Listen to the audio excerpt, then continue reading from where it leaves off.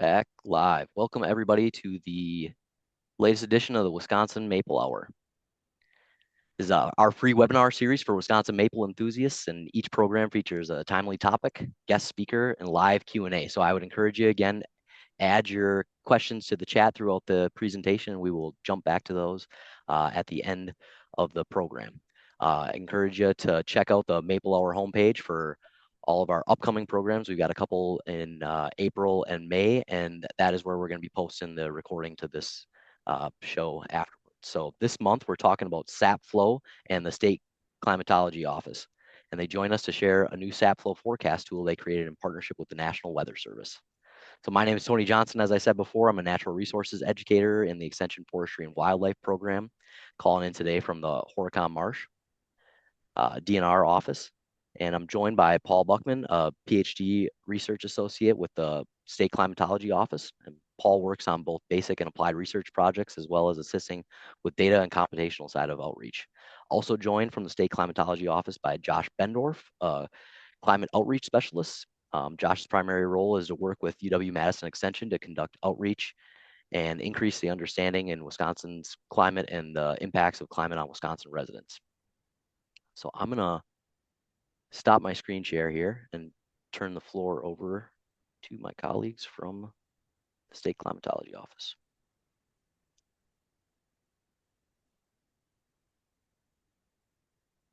All right. Well, good afternoon, everyone, and thanks, Tony, for that introduction. Like Tony said, my name's Josh Bendorf, and I'm a part of UW Extension as well as the Wisconsin State Climatology Office. I'm going to very briefly introduce the State Climatology Office to you today. This might be the first time you're hearing of us. We're very happy to meet you. We're very happy to be a part of this webinar and working with maple producers in Wisconsin. I'm going to introduce us, then I'm going to turn the floor over to Paul, who's done a lot of the work on this new maple sap probability tool that we've been working on. So what is the SCO and how do we serve the citizens of Wisconsin? Our main mission is to offer climate services that help Wisconsinites use weather and climate information most effectively. And so when I say climate services, we can kind of split these into these three I's, these three buckets: information, interpretation, and investigation. So our information pillar, if you will, is providing users with reliable weather and climate information. So state climatology offices are the main record keepers of weather and climate data going back many years. And so we have data going back well over 100 years all across the state of Wisconsin. So we have a lot of information that we can use. But we want this information to be usable to the folks in the state of Wisconsin. And that's where interpretation comes in. And that's where I'm really happy we partner with UW Extension, because this is where we get to translate that information into a usable form, help you understand and apply this information in your daily lives. And this maple sap work that we've been doing, I think, is a great way that we've been doing this. And then lastly, investigation. This is conducting basic and applied research on Wisconsin's climate. And with that, I will turn it over to Paul now to talk about our maple sap project. Yeah, thank you, Josh. So hi everybody. My name is Paul Buchman. So I just wanted to start off with a neat little tidbit from history. So the relationship between the State Climatology Office and maple sap producers really goes back to the 1950s, in that the first Wisconsin state climatologist, Al Use, forecasted maple sap flow, and he communicated that by radio. Um, and so you can see a snippet where he talks about that in his CV of all things. I guess you can put whatever you want in your CV. Um, yeah, so this was an informal program that he started. He never got much feedback as to its effectiveness, and the forecasts were distributed on radio weathercasts. And so he didn't get much feedback, but that's part of why we're here is to get your feedback on um, the communication of these forecasts on a tool that is a little bit more advanced than radio. Oops, here we go. All right, so jumping right into the maple sap guidance tool. So what does that look like, and what is it? So this is sap forecasts that are based on overnight low temperatures and daytime high temperatures. And so you can see in this map that I pulled from yesterday, um, so we have the color coding for Wisconsin, where green is what we've designated as high flow, which is a probability that you'll get more than a gallon. Um, Yellow, we've designated as medium flow, which is, less than a gallon, but, you'll still get something. So numerically, we say that that's, somewhere between a quarter of a gallon to 1 gallon. And then the areas that are red flow are we designate as low flow. And so that's you might get something, but it's probably not going to be much, if anything. And then not shown on this map, but you'll see in just one moment that there are some areas that are gray, and those are temperature combinations that are outside of the bounds of our study, but that we think that are probably likely no flow. So if you see some gray, those are temperature combinations that are not conducive to maple sap flow. And so, like Josh said, we work with the National Weather Service. So the NWS forecasts the temperature and then converts that to sap flow. And so the data that we got to go from temperature to sap flow is based on a 2019 paper from Harvard University entitled Finding the Sweet Spot, Shifting Optimal Climate for Maple Syrup Production in North America by Dr. Joshua Rapp. And so the link is there if you want to check out the paper. And I think Josh is going to put that into the chat. It's kind of technical, but ultimately we were able to get the data that he used in his study, and then we were able to, convert that, using the temperature data, at the time of each SAP collection, convert that into something that the National Weather Service could use. And so this particular study is kind of unique in that it's a long-term study. It looks at 5 years of data across 6 sites in the East and Northeast US and one site in Canada. But the unique part of it is that it collects approximately 10,000 individual measurements. And so then we were able to group the data by minimum and maximum temperature combinations to decide if each temperature combination is a high, medium, or low sap flow. There it is. All right, so let's jump right into looking at what this looks like. All right, so this is on the National Weather Service page here. And so we can scroll down a little bit. And so this is the map that is valid for today, for Friday. And so again, you can see that there are some areas of green, which are high sap flow probability, some areas of yellow, which are medium, and then some areas in red that are low flow. And then again, like I said, there are a few areas in gray, and so those are temperature combinations that are outside of the bounds of the study, but that we think are probably going to be very poor conditions for sap flow. And so up here at the top, you can go, so this is looking at today, Friday, but then you can scroll through the next 7 days. So this is Saturday.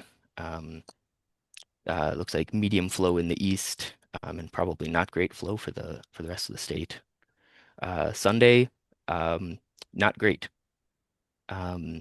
Monday, not very good conditions as, again. Tuesday, the temperatures start to be a little bit better. And then Wednesday, especially for the south here, looks like that is projected to be a decent day for sap flow. And then it goes all the way out to Thursday. So day 7 looks like perhaps not great again. And so, in addition to the maple sap flow, just the categories here, you can also look at the high temperature and the low temperature maps that go along with it. And so, if we just go back to today with kind of medium sap flow for much of the state, perhaps a little bit of green in the Northeast. In the Northeast, that's associated with 39 degrees high temperature with a low temperature below freezing. And so we know that that's going to be a good temperature combination for sap flow. Whereas if we go into some of these, some of these later days where it's really poor, a poor forecast for sap flow, we can look at the temperature. The high temperature here is, in the Northwest here, all like in the 20s, and there's very few locations that are that it even reaches above freezing. And so we know that that's going to be not very good conditions for sap flow. So that looks at the state as a whole. There's another tool as well. If we go to this link here, just you can select a location, and it will give you kind of a time series of what the sap flow might look like. And so if we go up a little bit, we can zoom in. Oops, and we can look at different areas. So I'm here in Madison, so let's take a look there. Um, and this chart is interactive as well. And so you can type in what your low temperature was for today. Um, you can even modify some of these just to see how that changes the maple sap flow, which is kind of a fun little feature. And so that gives you kind of an idea of, Saturday, probably low, Sunday and Monday here, a little bit north of Madison. The high temperature is just not going to be very good for sap flow. But then Tuesday, Wednesday, Thursday, maybe we might start seeing some sap flowing. Um, and just to poke around a little bit at like different parts of the state. Um, so I grew up around Chippewa Falls, and so let's poke there and let's see how that changes. Um, so here in these next few days, in or around Chippewa Falls, we got some really cold high temperatures that are not conducive for sap flow. And then we poke above freezing on Tuesday, so that might be an okay day. And then Wednesday and Thursday are probably not going to be very good as well. Okay. Um, Okay. yeah. And if there's anybody here outside of Wisconsin, this Yeah. this tool does work for other locations as well, which is a fun little thing that I just discovered today. And then one last thing that I wanted to point out here um, is that so if you zoom in really close on the map, you can see that there's this blue box. And so these are the boxes, that's the lowest resolution that the National Weather Service forecast is issued at. And so they'll issue their temperature forecast, as an average for that box.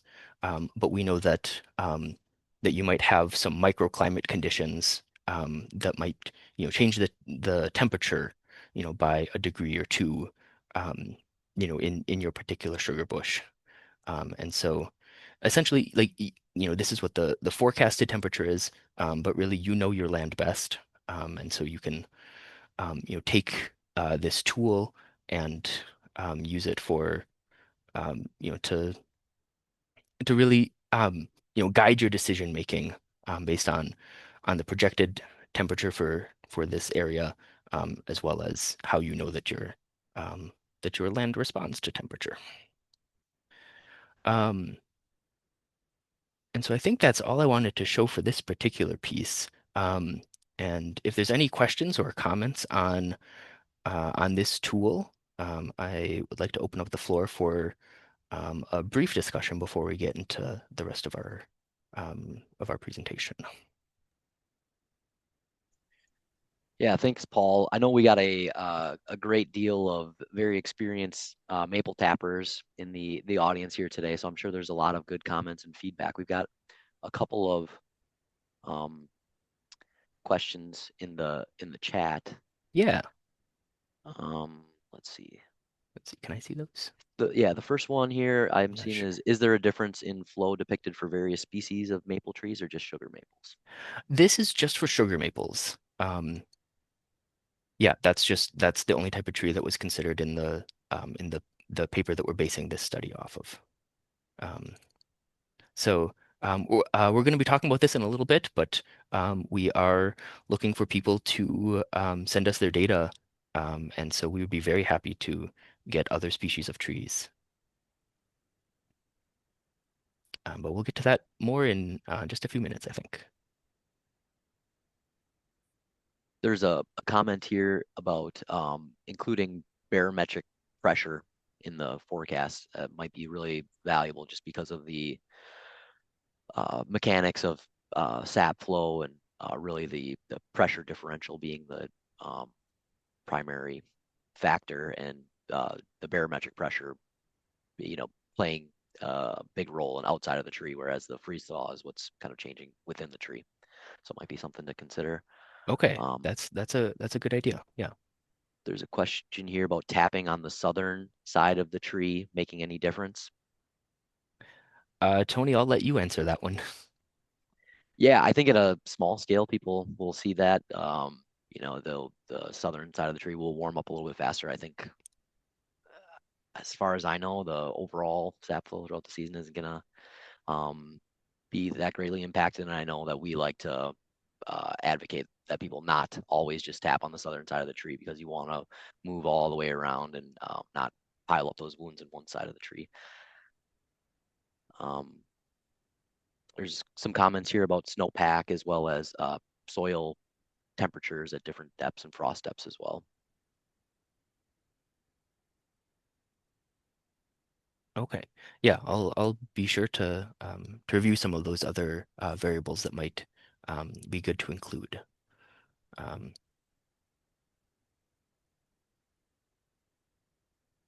yeah, I think. All right. So yeah, so I did want to show. Oops.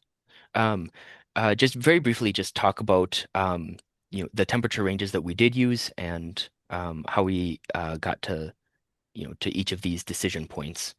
Um, and so this graph here on the x-axis here on the bottom shows the minimum air temperature, and then the y-axis here on the left shows the maximum air temperature for a given day. And so this is how we got to um, the categories, converting from temperature to sap flow. Um, and so we can see that when the minimum air temperature is above 32, so if it doesn't freeze at night, those are the low flow conditions. And if the maximum air temperature doesn't get above 32, um, that's also low flow. Um, Another piece of this study was, oops, that if the minimum air temperature is too low, and so in particular, approximately below 14 degrees Fahrenheit, um, that can generally lead to lower flow as well. Um, and so then the high flow days here in colored in green are when the minimum air temperature is between that 14 and 32, and the maximum air temperature gets decently high. And so you can see that it's not perfectly it's not like a totally predictable linear um, thing in that if the air temperature gets just a little bit below freezing, their maximum air temperature doesn't have to get quite as warm. But we do see that kind of along these edges, that tends to lead to more of a medium flow as opposed to a high flow. Um, and so I do want to emphasize too that this maple sap tool, as we've shown, is a guidance. And so each point on the maple sap tool displays a single value, or in this case, I guess a single color, green, yellow, or red. But there is a range of data present in each temperature box, in each temperature range that we considered. And so I just wanted to show that very briefly, just what that might look like. So this was a box that we designated as medium flow. So the average uh, sap amount, so here on the x-axis here is just the different samples. So each point represents one tree, one measurement. Um, and then here on the y-axis here on the left is the amount of sap produced in gallons. Um, and so on this day that we've designated as medium flow, there were a number of points that were above 1 gallon, um, but the majority of the points were less than a gallon, and yet more than a quarter of a gallon, here in orange. And even with medium flow, there were a handful of data points that were essentially nothing. You know, the And I think it's probably the case that that an experienced um, maple sap producer will tell you that that on some days, even when a lot of the trees will give you a good amount of sap, that there are some trees that, for whatever reason, just don't produce as well. That it's not necessarily an all or nothing kind of a thing. And then just one more example for a, a uh, range of temperatures that we designated as high flow. Um, so you can see that the average sap is much greater. It goes up to individual trees producing up to 3 gallons on that day, with a lot of the points, being at 1 gallon or more. But even though this is, a high flow range of temperatures, there are still a number of points that are, kind of that moderate flow, and even a couple of points that are, poor flow days. And so this just really gets back to the point that that you should use this maple sap prediction as guidance and not um, as just an end all be all of, oh, it says it's supposed to be high flow and I didn't get, not all of my trees were high flow. It's like, well, that's that there is that range of data inherent in um, in the forecast. And so a couple of caveats of the study that we used. Like I said before, all trees used were sugar maples, and only gravity-based taps were used. So I know that some people can use a vacuum based tubing system, and that's we just don't have data for those types of setups. And we would like to test this tool this sugaring season. And so we're looking for volunteers to collect and share data with us. Tony's going to show you the data collection sheet. But if you're interested, kind of what we're looking for is the location of your sugar bush, the date that you collect, and then the amount of sap that you collect on a particular date. So Tony, if you want to share and talk about the collection briefly. Yeah, thanks, Paul. So here is the Excel data sheet. And basically, we've got data sheets that can be either printed out or else you can use the Excel if you're comfortable with that. But what we're looking for is for producers to go out and collect basically the sap flow for individual days of the season. So what we're doing is basically on the top of the sheet, just getting information from about those trees. And we want to make this as user-friendly as possible. So the idea is to kind of make this data collection fit how you're actually going out there and collecting your sap. So like just say you're using a gravity tubing system and you've got, 100 taps that are all going to a central collection system.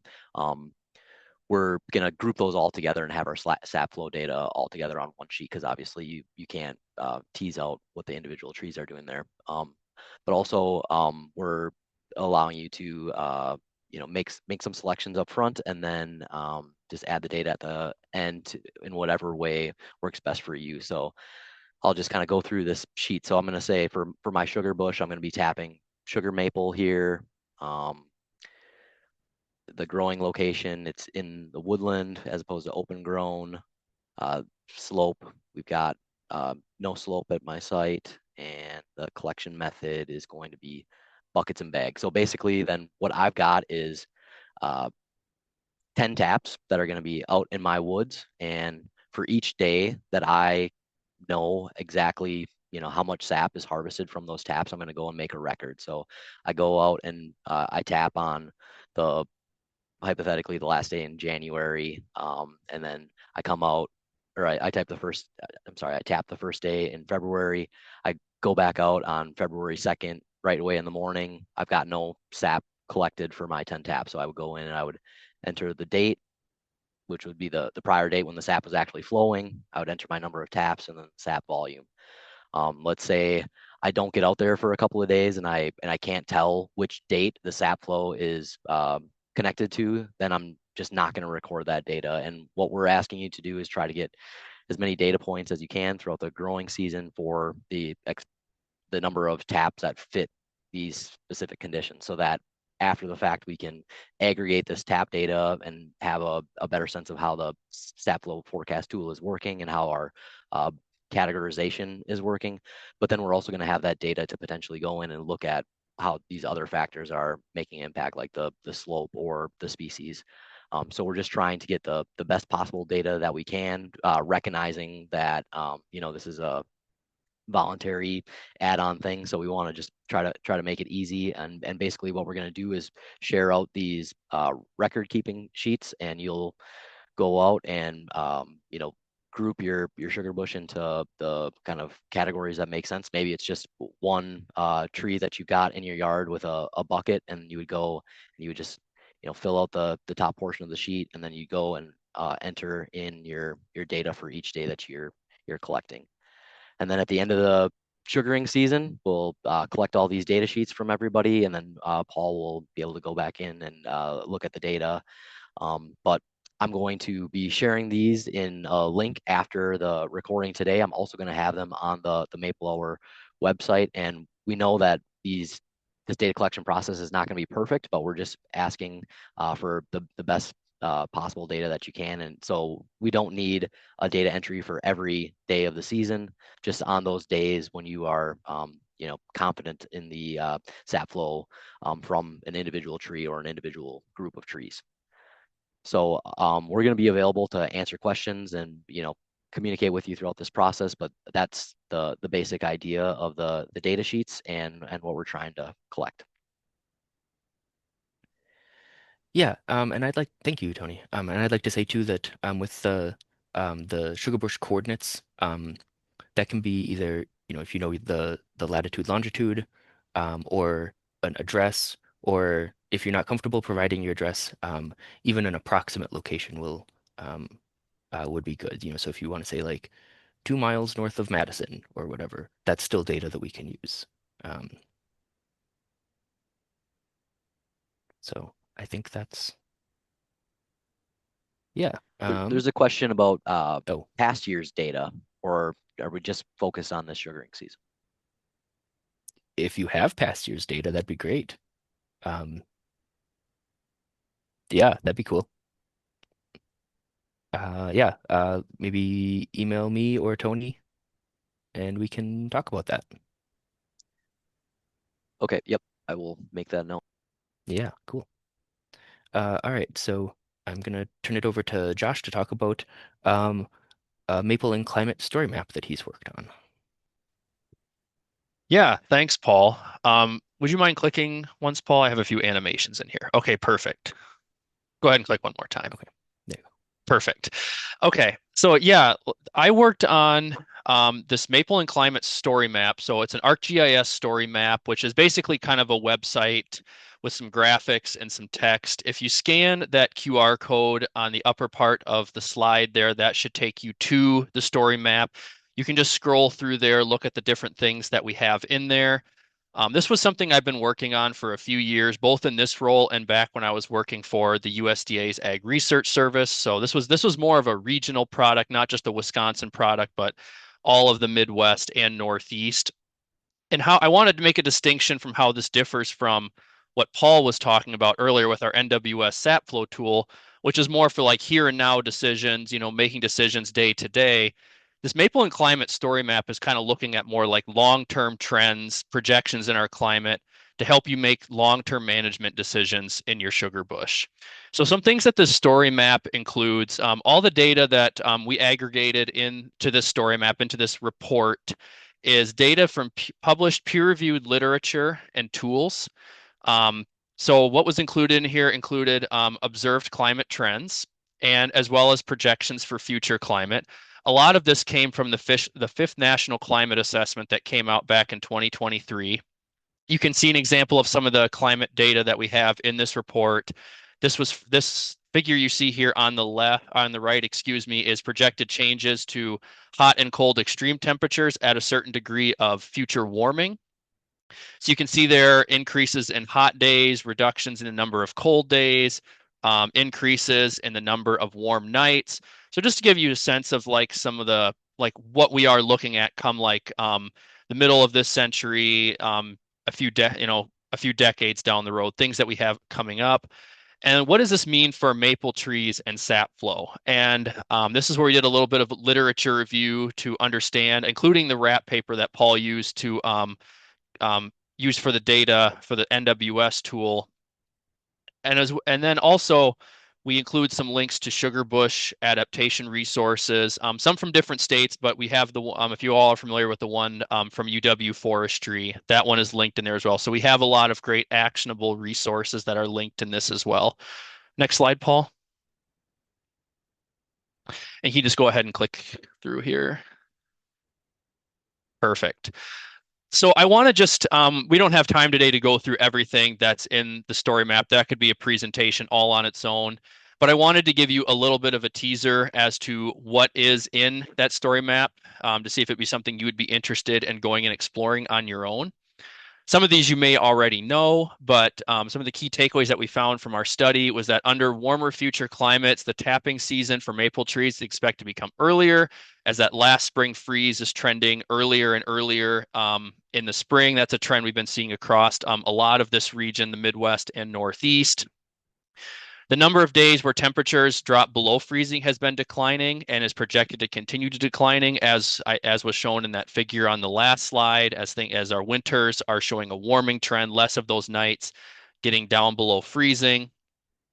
The area of most suitable habitat for sugar maples and thus maple sap production is expected to shift to the north. And I say shift to the north, I'm not just talking Wisconsin, I'm talking more regionally. This figure you see here on the right was from a study that was done a few years ago. Some folks from the Forest Service took a look at under different climate scenarios, what would the habitat characteristics that are most ideal for sugar maples, how would those change under future climates? So those different categories there, the blue and the red and the height of those bars, the blue is for a lower emission scenario, red is for a higher emission scenario. So with those the higher emissions, we would expect warmer climate. So you can see as temperatures are warming, those bars are getting shorter and shorter by state. And that means a decline in the amount of favorable habitat, or the habitat conditions are getting less favorable for sugar maples in those states. Really see those declines further south, but also a little bit of decline in states like Wisconsin. There are, but you know, the manage, but a good thing to note here is that there are management strategies, and I'm sure these have been talked about on previous Maple Hours, but there are management strategies that can help remedy these negative impacts on sap production. Again, many options out there. We won't get into those with the limited time we have today, but there's many great resources linked in the story map from different extension services across the Midwest and Northeast. Just to highlight a few, one being that university researchers are currently looking into products and recipes compatible with buddy flavored sap, so that change in flavor that you get when the trees begin to break bud don't get as sweet of sap flavor anymore. There was a publication that came out of Cornell last year that looked into some different recipes, different products, value-added products that could be made with buddy flavored sap, just to kind of help you extend that sap season. And then sugar makers, can tap other species such as red maple, and that's likely to become more important in a warming climate. But it sounds like many of you might already be tapping things other than sugar maple, so good job. Next slide. And with that, that is all Paul and I have for you. I think here's our contact information. Please feel free to reach out to either one of us with questions about stuff that we've talked about today. But I think with the time we have left, maybe we can have some discussion and time for questions. Yeah, I'm seeing a lot of good comments and questions and other concerns in the chat. So I'd encourage you to keep those coming. We'll be sure to look at all those comments. I'm seeing a couple questions come through. So here's one that we did not address at the beginning. Does the recent trend of early February warm snaps where the flow starts and then stops as normal lower temps return reduce the overall harvest compared to a normal later flow start with the start and stops and flow? And I think as we all know, as maple syrup producers, there's tremendous variability in the season from year to year, and you can get really short seasons or really long seasons. I think from my perspective, the biggest thing that we're seeing with these early snaps is kind of the importance of sanitation. If you've got a longer season, your sanitation has to be that much better to make sure that you're not getting, the tap holes closing up due to microbial growth. You're not getting, other impurities getting into your system. So I think that's probably the biggest thing that we're seeing where we've got these early warm ups and then these drastic temperature fluctuations and kind of extended seasons, and especially when we get 60 degrees in February. I think it's more of those sanitation concerns. I don't know for sure about the overall kind of sap flow, and I think there's just so much variability. It'd be hard to know without a really big study. um, let's see, you guys in the chat at all? I'm seeing a lot of good comments. Oh, yes. So we are not looking at high vacuum at this time. So all of our data collection, we want to just do on gravity flow. So that could be buckets, bags, tubing, but just not on a vacuum pump system. Maybe sometime in Um, the future, though. yep. And there's a question here about the taps in the spreadsheet referring to the total number of taps on a given property. And no, that's just for the taps that you're actually recording the SAP data from. So we just want to know, that's basically in case you're not able to get the recording from an individual tree. If you maybe have a bunch of buckets or bags and you dump them into 5 gallon buckets, and that's how you would be able to get your volume measurement, then that would just allow you to say, hey, I've got 10 trees with 5 gallons. So that's just for the actual trees that you're collecting from. Let's see. We are interested in previous data. We are going to add the past temperatures, or the temperatures, the high and lows, into that spreadsheet. But that's going to be a data point that will be helpful. But if you don't have it, I think we would still be interested in the SAP flow data for individual days. Yes, on that, in particular, that's why we want the address of your sugar bush, because we are able to go back and get the temperature data for that location. Here's a question about the any science on predicting sugar level in maple trees. Do you guys come across any of that while you were looking through the research? I did not. Yeah, this was just looking at flow as opposed to sugar levels. Um, Josh, did you? I'd have to double check this, Paul, but part of me thinks that some of the RAP data might have been like volume and like sugar content, like they collected. They had both of those data points. But I'd have to go back and actually look at the spreadsheet. Hmm.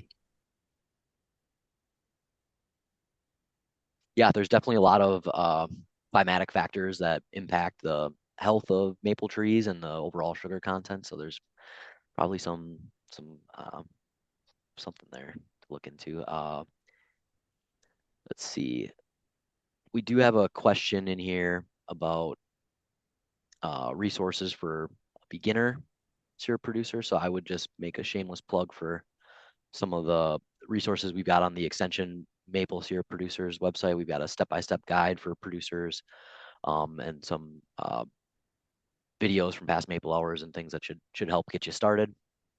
I got a question here from Robert. If you'd like to unmute, you can.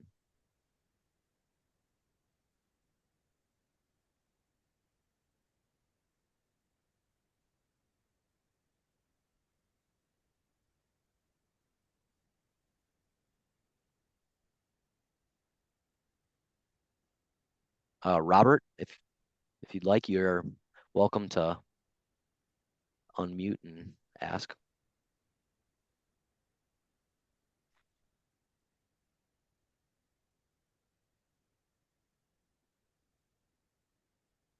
So we've got another question in the chat, or a comment said that one of the most valuable models is the one that predicts when sap will start flowing in the season, which is definitely a challenge with the data that we're using for this model, right? Because you're not taking into account some of the snow cover and freezing conditions. Let's see, we got a comment here about mention the frost levels compared to sap flow and when trees might start flowing.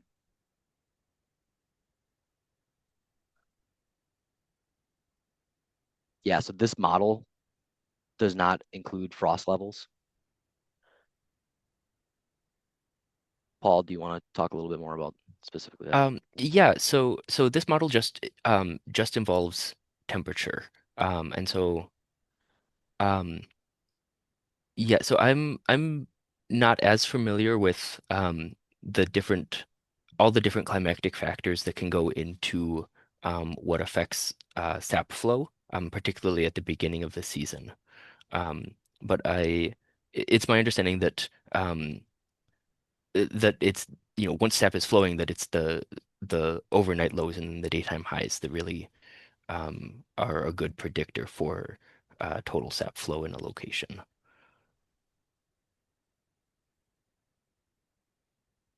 Yeah, so I think as I'm looking at this tool as somebody who's been making syrup for a couple of years and has a little bit of experience in knowing when to go out and tap, I think that there's going to be a lag at the beginning of the season when those uh, temperatures start hitting the ideal kind of above freezing and below freezing. And yeah, you're generally going to have to see a couple of days in this forecast model that are going to be, medium to high flow days in your location before you're probably going to be seeing that sap flow on the ground. Um, and that's, just a artifact of how the tool is created. I think, as the season progresses and we get past these, initial thawing of the ground and we get kind of into the actual heart of the sugaring season, that the tool will be able to help producers to, you know,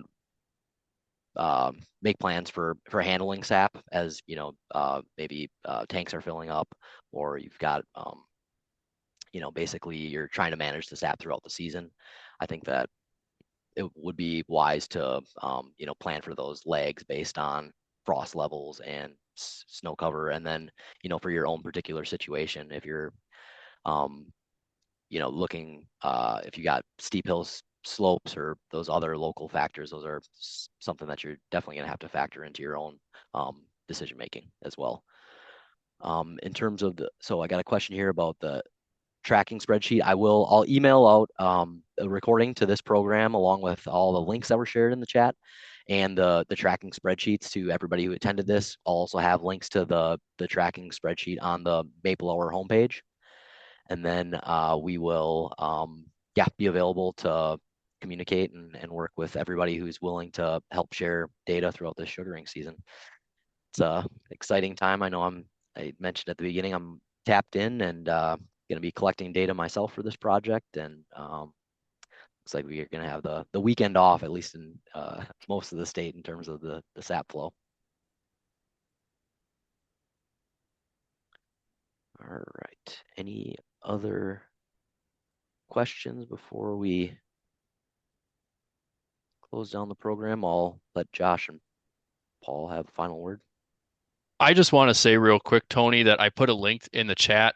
If someone wants to see a map of current soil frost levels in the state of Wisconsin and surrounding states, they do collect that data kind of every few days and update those station by station. So if you're curious at all, like if temperatures are warming, but yet we still have still have deep soil frost, you could look at our tool and compare what you see on this soil frost map from the National Weather Service. So just wanted to put that out there as another resource. Awesome. Thank you. All right. Well, thank you everybody for attending. Thank you to the State Climatology Office and the National Weather Service for making this happen. It's an exciting new tool, and really hoping to get some feedback from you all throughout this sugaring season. So thanks for attending. Thank you, Paul and Josh, and have a good rest of your Friday, everybody.